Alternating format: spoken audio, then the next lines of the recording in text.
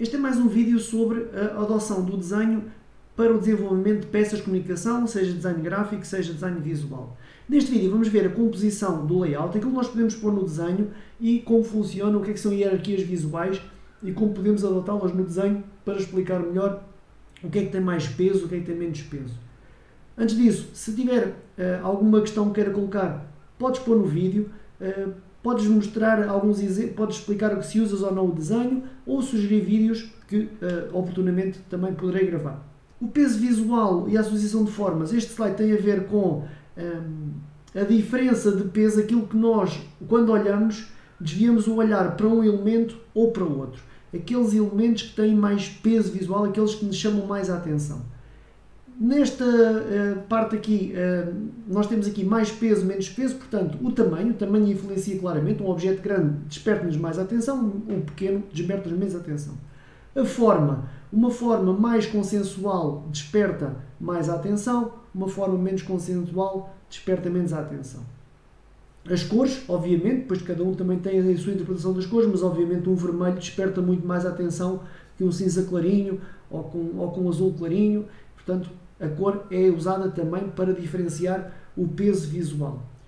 O contraste com o fundo, obviamente, eu posso ter um vermelho, mas se atrás for laranja escuro, se calhar não vai diferenciar muito. Se eu tiver um quadrado branco em cima do laranja escuro, diferencia mais que o quadrado vermelho. Portanto, a relação da cor do objeto que estamos a falar com o fundo. E depois, se o elemento cai em cima de outros, se cai fora quase do layout, como aparece aqui na parte de baixo, portanto, tudo isso vai influenciar o peso visual das formas que nós temos. Na parte da direita nós conseguimos ver que apenas o traço, a espessura e a força que se mete no lápis vai influenciar também o peso. Na forma de baixo nós conseguimos ver claramente que na parte central tem muito mais peso que nas pontas e em cima também conseguimos ver que há elementos que se destacam mais, até porque têm mais intensidade de traço. Aqui a mesma lógica, portanto aqui esta imagem serve apenas para mostrar que a intensidade do traço, a profundidade, a frequência, se há mais ou menos, nós conseguimos ver aqui neste elemento que além de ele é mais, o traço ficou mais fraco, aqui há mais elementos que do meio e depois a intensidade do traço e a aproximação entre eles. O mesmo aqui, portanto estes slides são imagens que nos ajudam a consolidar estes conhecimentos, portanto traços mais escuros, mais perto, menos perto. Aqui a imagem esta imagem da direita, consegue perceber que apenas com o risco da caneta mais aproximado ou mais junto consegue-se dar a ideia de volume, é isto que esta imagem pretende representar. E aqui igual, portanto apenas com o domínio da técnica do traço nós conseguimos pôr mais volume, menos volume e dar a ideia do objeto.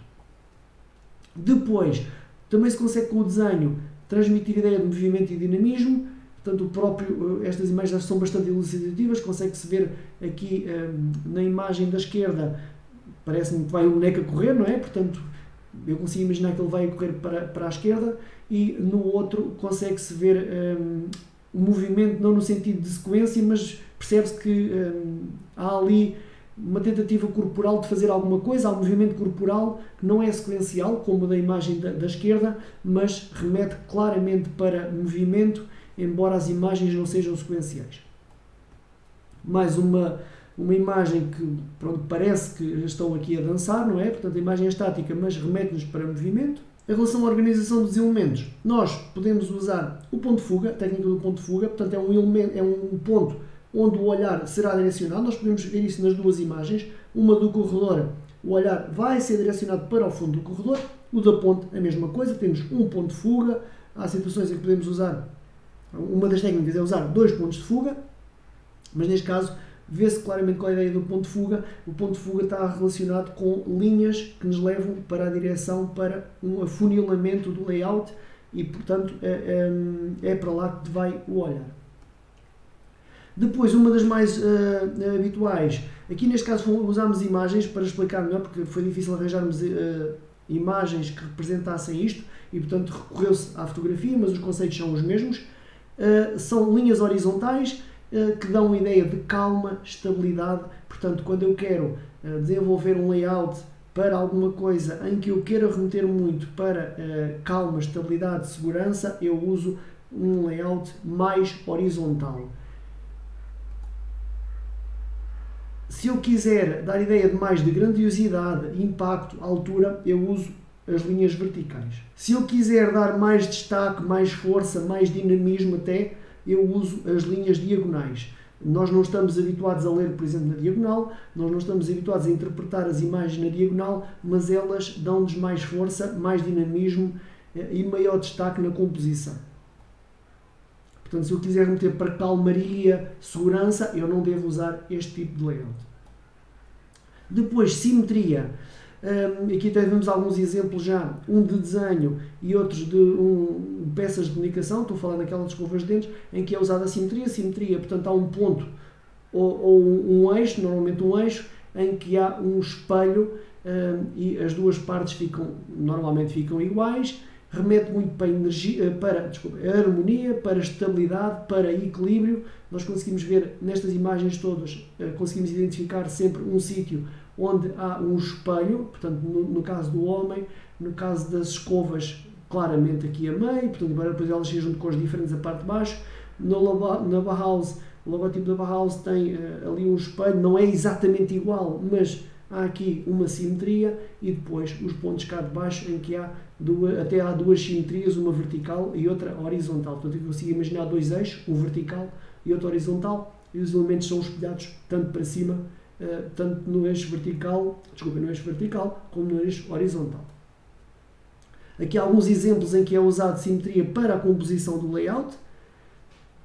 Portanto, especialmente os cartazes, nota-se claramente. No projeto, na revista, conseguimos ver que há um espelho entre os elementos. Portanto, claro que as imagens são diferentes, não iam pôr imagens iguais, mas o layout em si, se eu imaginar aqui a grelha, eu consigo imaginar aqui um espelho.